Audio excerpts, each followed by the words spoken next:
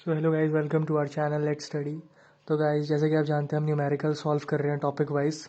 And अब जो numericals में हमारा नेक्स्ट टॉपिक है वो है ओम्स लॉ, रेजिस्टेंस और रेजिस्टिविटी।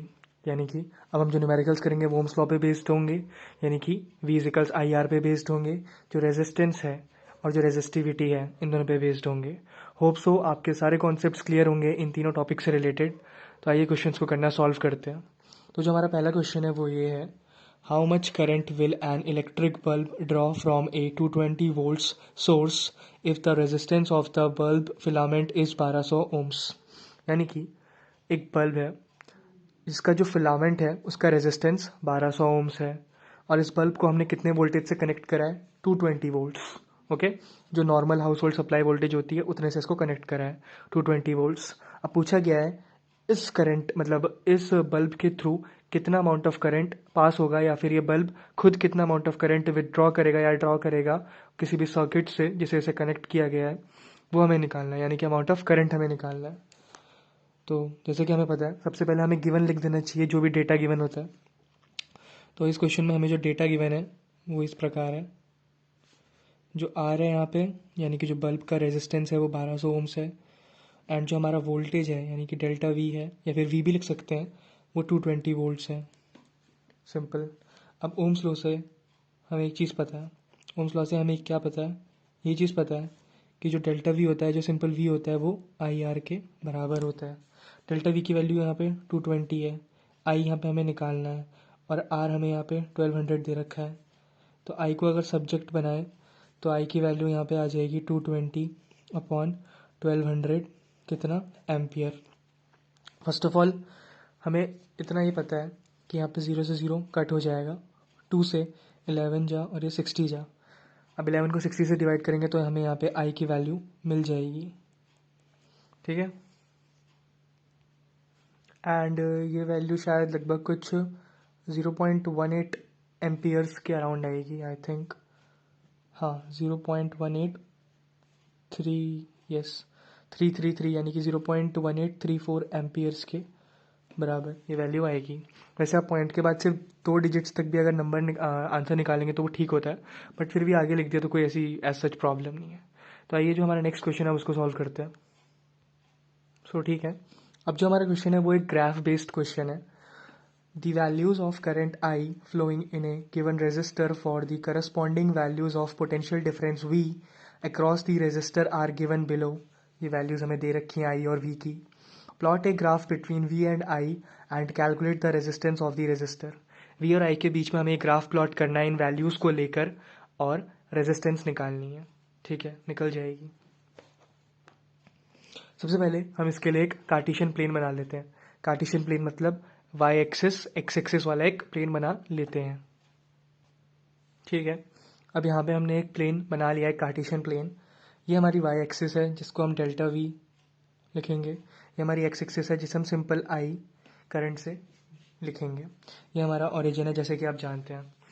अब आप मेरे से पूछेंगे कि y एक्सिस में मैंने सिर्फ v को क्यों लिया और यहाँ पर x एक्सिस में मैंने I को क्यों लिया। तो इसका मतलब आपको सीधे अपने कॉन्सेप्ट्स में जाना होगा, क्योंकि y एक्सिस में जब हम v लेते हैं या फिर डेल्टा v लेते हैं, और जब x एक्सिस में हम I यानी कि करंट लेते हैं, तब हमें ओम्स लॉ का ग्राफ मिलता है जिससे हम जिसके स्लोप से हम करंट को रेजिस्टेंस को कैलकुलेट कर सकते हैं। बट अगर आप यहाँ पे I लेते और यहाँ पे v लेते तो आप रेजिस्टेंस नहीं कंडक्टेंस को निकालते। ओके, अगर आप यहाँ पर आइए और यहाँ पे भी लेते तो कंडक्टेंस आता। अब उस आंसर का अगर आप रेसिप्रोकल कर देते तब आपको रेजिस्टेंस मिल सकता था। बट इतनी अपनी कैलकुलेशंस को कॉम्प्लेक्स क्यों बनाना है, इसलिए सिंपल जो हमें मेथड पता है हम उससे कर रहे हैं। ओम्स लॉ से हमने ये ग्राफ पता है हमें ये वाला होता है, तो सिंपल हमने डेल्टा वी और आई बना दिया अपनी अपनी रिस्पेक्टिव प्लेसेस में। वाई एक्सिस में डेल्टा वी और एक्स एक्सिस में आई बना दिया। अब क्वेश्चन को सॉल्व करते हैं। आई की वैल्यूज़ में जो डिफरेंस है वो 0.5, 0.5, 0.5, 0.5 और 0.5 का है। वोल्ट्स यानी कि वोल्टेज की जो वैल्यू में डिफरेंस है वो 1.6, 1.6, 1.6, 1.6 और 1.6 का है। तो 1.6 लेना ठीक नहीं रहेगा, इसलिए मैं 2 की वैल्यूज़ ले लेता हूँ। 2 की वैल्यू से लेने का मेरा मतलब है जैसे कि यहाँ पे 2, यहाँ पे 4, यहाँ पे 6, यहाँ पे 8।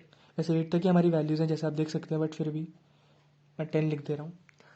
और यहाँ पर करंट में 0.5 का है तो उसको 0.5 का ही गैप लेते हैं, जैसे कि यहाँ पे 0.5 है, उसके बाद हमारा 1.0 है, देन हमारा 1.5 है, देन हमारा 2.0 है, देन हमारा 2.5 है, 3 भी ले लेता हूँ मैं। ठीक है, अब जो हमें वी और आई की वैल्यूज़ दे रखी हैं हम उन्हें करस्पॉन्डिंगली प्लॉट करना स्टार्ट करते हैं। जैसे वी पहले 1.6 है और आई हमारा 0.5 है, तो 0.5 और 1.8 लगभग कुछ यहाँ पर होगा, तो यहाँ पे हमने इसको मार्क कर लिया। ठीक है, फिर हमारा 1.0 और 3.2 है, 1.0 यानी कि 1, 3.2 हमारा लगभग कुछ यहाँ पर होगा, उसको भी प्लॉट कर लिया। ओके, मैं यहाँ पे इसकी वैल्यूज़ लिख देता हूँ। जैसे कि ये था हमारा, पहले x और y को लिखते हैं। x की वैल्यू यहाँ पे 0.5 थी, देन हमारी 1.6 है, यहाँ पे हमारी 1.0 थी, देन हमारी 3.2 है। ऐसे ही 1.5 और 4.8, 1.5 की लाइन में 4.8 नंबर जिसका है, यानी कि ये 1.5 की लाइन में 4.8 जो नंबर है उसको कर लिया। देन 2.0 यानी 2 में 6.4, 2.0 में 6.4 यहाँ पर लगभग 2.0 में 6.4 ये इसके कोऑर्डिनेट्स हैं। देन 2.5 में 8, 2.5 में सिंपल 8, आप इसको यहाँ प्लॉट कर सकते हैं। यह 2.5 में 8। ठीक है, आपने सारे पॉइंट्स को प्लॉट कर दिया, यानी कोऑर्डिनेट्स को प्लॉट कर दिया है यहाँ पे। अब आप क्या करेंगे, सिंपल एक स्केल लेंगे और यहाँ से एक स्ट्रेट लाइन बनाने की ट्राई करेंगे। मैंने ग्राफ पेपर का यूज़ नहीं करा था, इसलिए मेरी स्ट्रेट लाइन नहीं आएगी एग्जैक्ट, बट आप ग्राफ पेपर में बिल्कुल प्रिसाइज कैलकुलेशन करके लिखेंगे तो आपकी एक स्ट्रेट लाइन आएगी। तो अभी मैं लाइन नहीं बना रहा हूँ बिकॉज यहाँ पे लाइन सीधी नहीं आएगी, जस्ट बिकॉज मैंने ग्राफ पेपर यूज़ नहीं करा था। बट आप लोग ग्राफ पेपर यूज़ करके इस क्वेश्चन को सॉल्व करिएगा ताकि आपकी एक स्ट्रेट लाइन आए। तो ठीक है, आपकी स्ट्रेट लाइन आ गई। जो पहला क्वेश्चन था पार्ट का, जो पहला पार्ट था पहले क्वेश्चन का, वो हमने कर लिया। अब जो दूसरा पार्ट है वो हमें रेजिस्टेंस निकालने को पूछता है। ग्राफ तो हमने प्लॉट कर लिया, रेजिस्टेंस कैसे निकालेंगे। स्लोप होता है इस ग्राफ का tan थीटा। ठीक है, tan थीटा का मतलब perpendicular upon base, perpendicular upon base मतलब y2 minus y1 upon x2 minus x1। ठीक है, अब यहाँ पे y2 की फाइनल वैल्यू कौन सी है, y1 की फाइनल वैल्यू कौन सी है, एंड x2 की फाइनल वैल्यू कौन सी है और x1 की कौन सी वैल्यू है, ये आपको समझना होगा। y2 की जो वैल्यू है वो यहाँ पर 8 है, एंड y1 यहाँ पर 2 है, x2 यहाँ पर 2.5 है और x1 यहाँ पर 0.5 है। ओके, जैसा कि आप इसको समझ सकते हैं यहाँ पर। ओके, तो यहाँ पे कितना आएगा, 8 माइनस 2 होता है 6, और 2.5 में से 0 पॉइंट घटाएंगे तो आएगा 2। तो यहाँ पे आंसर कितना आया आपका 3। किस में, ओम्स में, क्योंकि स्लोप जो होता है किसी भी ग्राफ का, मतलब ओम्स लॉ वाले जो ग्राफ है, हम वी और आई के बीच का जो ग्राफ होता है उसका जो स्लोप है वो रेजिस्टेंस होता है। तो यहाँ पे हमने रेजिस्टेंस भी जो है वो कैलकुलेट कर ली, वो आपकी है 3 ओम्स। आप इसको सेपरेटली भी लिख सकते हैं कि यहाँ पे रेजिस्टेंस आई जो आपकी ग्राफ से वो है आपकी 3 ओम्स। ओके, अब करते हैं हमारा थर्ड नंबर का क्वेश्चन। ठीक है, जो हमारा थर्ड नंबर का क्वेश्चन है उसको पढ़ते हैं। The resistance of a wire of 0.01 centimeter radius is 10 ohms if the resistivity of the material of the wire is 50 into 10 to the power minus 8 ohm meter, then find the length of the wire। ठीक है, जो resistance एक particular wire की जिसका radius 0.01 centimetre है उसकी resistance 10 ohms है, और इसकी रेजिस्टिविटी दे रखी है इस वायर के मटेरियल की जो 50 into 10 to the power minus 8 ohm meter है। अब हमें क्या निकालना है, लेंथ निकालना है वायर का। बहुत सिंपल क्वेश्चन है, सबसे पहले गिवन जो डेटा है वो निकाल लेते हैं, वो लिख लेते हैं।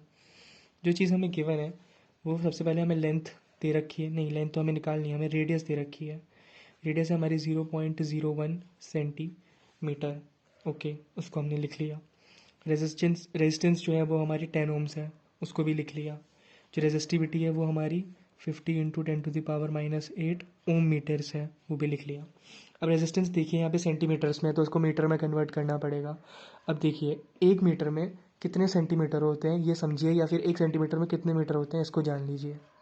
तो 1 मीटर में 100 सेंटीमीटर होते हैं, यानी कि 1 सेंटीमीटर में 1/100 मीटर होंगे। तो आप इसको ऐसे कर सकते हैं, 0.01 को डिवाइड कर दीजिए 100 से, ये आपका आंसर मीटर में आ जाएगा। यहाँ पे ज़ीरोज़ की वैल्यू और बढ़ जाएगी बट मैं उसे कर नहीं रहा हूँ क्योंकि आगे मुझे अपनी कैलकुलेशन सिंपल बनानी है। ओके, अब यहाँ पे जो एरिया है वो कितना होता है, पाई आर स्क्वायर। आपको पता है जो एरिया ऑफ क्रॉस सेक्शन होता है उसका जो फॉर्मूला है वो पाई आर स्क्वायर होता है, बिकॉज वो एक सर्कल जैसा दिखता है डायग्रामेटिकली। पाई की वैल्यू 22/7 लिख लेते हैं। 3.14 इसलिए नहीं लिख रहा ताकि वो ज़्यादा कॉम्प्लेक्स ना बने हमारी कैलकुलेशन। आर का स्क्वायर कर देते हैं 0.01/100 इंटू 0.01/100। ये हमारा हो गया मीटर स्क्वायर, पूरा ये हमारा एरिया आ गया। ठीक है, अब देखिए कौन सा ऐसा फॉर्मूला है जो हमारा रेजिस्टेंस को, रेजिस्टिविटी को, एरिया को और जो हमसे पूछा गया है लेंथ, उसको रिलेट करता है। जी हाँ, वो जो फॉर्मूला है वो है R equals rho L by A. अब देखिए यहाँ से हमसे एल पूछा है तो एल को सब्जेक्ट बना लेते हैं, तो यहाँ से एल बन जाएगा L is equals R into A upon rho. अब यहाँ पे जितनी भी रिस्पेक्टिव वैल्यूज़ हैं आर, ए और रो की, उनको प्लेस कर देते हैं। आर की यहाँ पे वैल्यू क्या है 10, ए की वैल्यू क्या है 22/7 इंटू 0.01/100 इंटू 0.01/100। ओके, एंड रो की हमारी वैल्यू क्या दे रखी है 50 इंटू 10⁻⁻8 ओम मीटर्स। ठीक है, अब इसको सॉल्व करने का ट्राई करते हैं। ठीक है, अब थोड़ा इन वैल्यूज़ को ध्यान से देखा जाए तो आपको एक चीज़ ऑब्जर्व होगी, वो ये है कि पहले 10 इंटू 22/7 को ऐसे ही लिख देते हैं। यहाँ से अगर आप पॉइंट हटाएंगे दोनों जगहों से तो नीचे ज़ीरोज़ बढ़ जाएंगे, और नीचे कितने ज़ीरो आ जाएंगे, यहाँ पे हो जाएगा 1/, यहाँ पे 4 ज़ीरोज़ हैं, सिंपली यहाँ पर भी आपके 4 ज़ीरोज़ आ जाएंगे।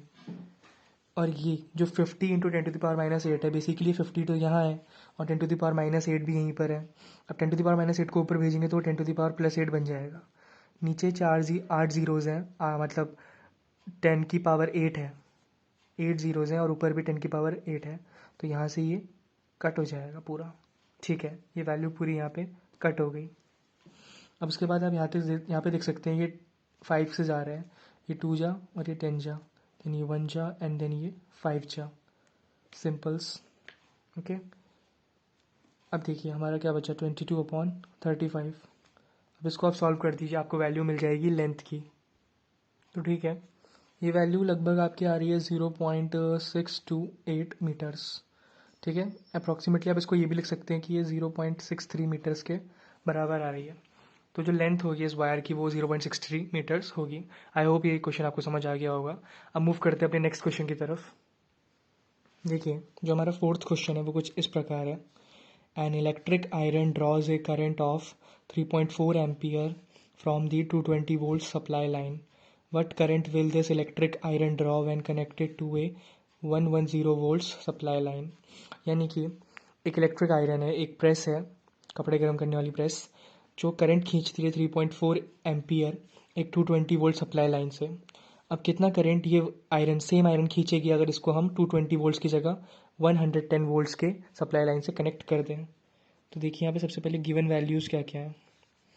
जो हमारा I1 है वो 3.4 एम्पियर्स है, और जो हमारा V1 है वो हमारा 220 वोल्ट्स है। ओके, और हमारा I2 क्या है, I2 की वैल्यू हमें दे नहीं रखी है, और हमारा यहाँ पे V2 क्या है 110 वोल्ट्स। अब आपको दो चीज़ें पता है, रेजिस्टेंस तो सेम रहेगी दोनों केसेस में। क्यों? क्योंकि जो आयरन है वो सेम है। आयरन सेम है मतलब डिवाइस सेम है, डिवाइस सेम है मतलब आपका जो कंडक्टर है या फिर जो रेजिस्टर है वो सेम है, जिसकी वजह से जो आपकी रेजिस्टेंस है वो भी सेम रहेगी।